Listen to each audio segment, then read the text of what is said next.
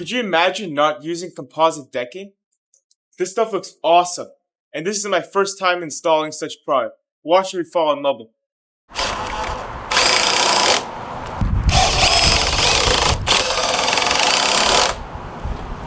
You see this tread I just made? It's one piece, and I'm gonna show you guys how to make it. So, it's a picture frame stair tread, and I have the washers, those clips, I put them in here. This way I can screw down the stair without drilling through it. And you can see I used pocket screws and epoxy template to help me set the height. Basically, it's set so that my bit is a little bit past the center. This way when I put the clip in, I'll be able to actually get the clip to squeeze down on the board instead of being loose in there. You see the clip, how it goes in? And there's about a 1/16 of an inch below that of material. You can see that distance right there. I have my stringers laid out on here with some pen marks. Now I'm going to turn this on and I'm going to router it. That's how it's done. Shit all over the camera. Gotta pay attention to that. Okay, so over here I've got this board. I'm going to make the pocket holes. So my setup, you may be wondering, I set it at 1/2 inch for this bit, and I've set the position of the hole for 3/4 of an inch, and with this setup I can use the 2.5 inch screws, and this is probably the best holding power you're gonna get with a long screw. Start off by putting it as close to the edge as possible on both sides, so close to the miter, tight.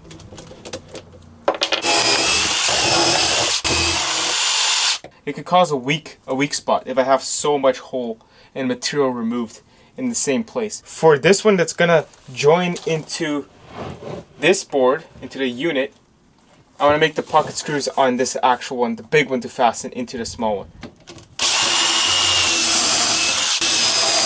This material is very brittle, and if there's pressure in it, it will crack, so that's why I need to continue the holes into here. We're using the long drill bit. 3/16, something like that. And I'm just going to continue the holes.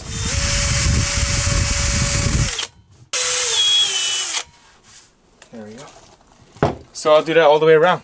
Clamp, pocket holes, clamp it again, continue the holes into the other material. I've got my angle grinder. You may be wondering why. That's because I want to cut a little bit of slots into this for my epoxy. So it's just a little addition, definitely not necessary, but I believe since it's a stair, it's going to be high traffic, so. Now I'm going to take it to my gluing station. So it's a 5-minute, and I'm going to do a batch enough to cover both, so I'm going to have to work fast.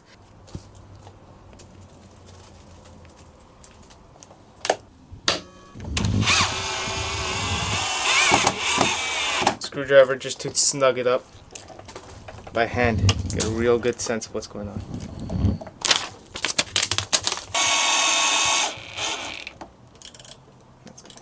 I'm gonna put the clips inside before I screw this last piece in.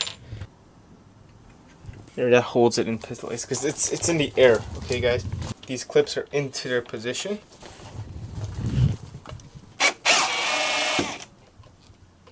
Yeah, I'm marking the risers right now. They're gonna bend over and return into the stair. Now I'm gonna use my router to make a V groove and then bend them over. These ones are all finished. Now I'm gonna go do one more. So you see this router bit on here? This is called a V groove bit, and it cuts 245s. And I use this to make a groove and then use my heat gun to bend it over.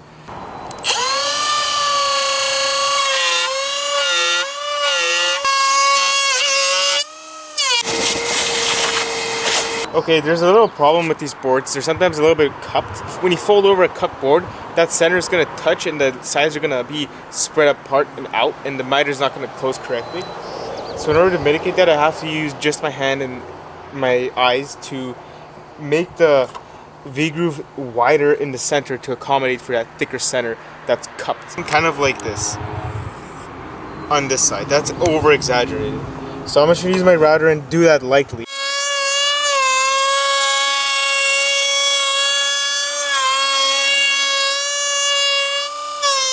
You see how it gets wider in the center, and then at the end it tapers out. So this is what I'm trying to do, and I do that by hand.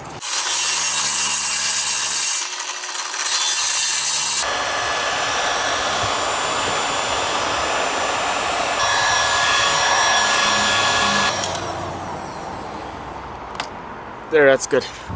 Yeah, I'm happy with it.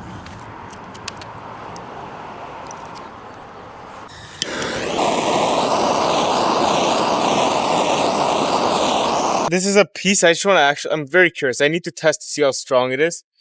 So it's alright. I'll probably use glue after, but let's see. So it works for me. Just hold them until I get the screws into the sides. See? And it's not actually tight. There's actually wiggle room. So that's what's really cool about it. Okay guys, so now I'm on the other side and I'm gonna put some little finishing screws into the little triangle.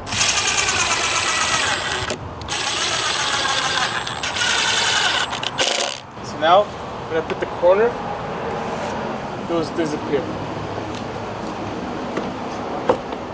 By bending a slotted deck board, That's how it goes. we can hide the cut ends of the triangles and give the stair a beefier look. Cutting a groove down the center is step 1. The top of this triangle has a sharp point at the moment. And if I apply heat to the board and start bending it, the sharp point will cause a fracture to go along the board and the bend will be compromised. So in order to mitigate, I'm going to router off about a 1/4 inch each way from the center.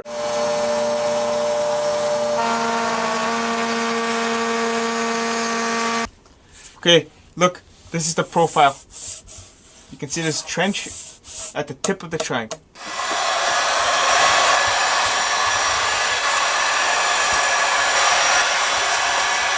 I'm using the same 2-part 5-minute epoxy that I used on the stair treads.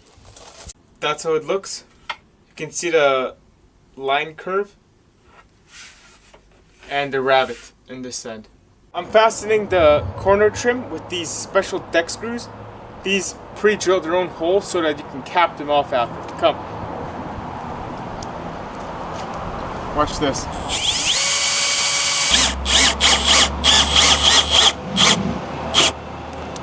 There. So now I can just plug that in with my caps after. You see this? This is a cut here. And I had to glue this little piece on. That's to make it look factory.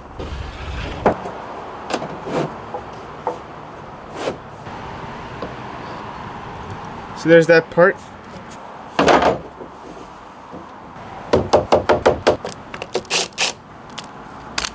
This clip, you can see it's a spacer, 1/4 inch. These two black tabs, they space it out a 1/4 inch. And I slide it in.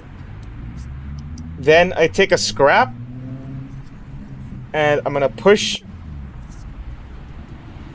to set the screw hole. That's all I'm doing. So I'm pushing and I leave the head to stick out about 1/8 of an inch so I don't drive them all the way home. I let them stick out a little bit, and when I get the actual following board on, pretend this is the second board that I'm gonna put,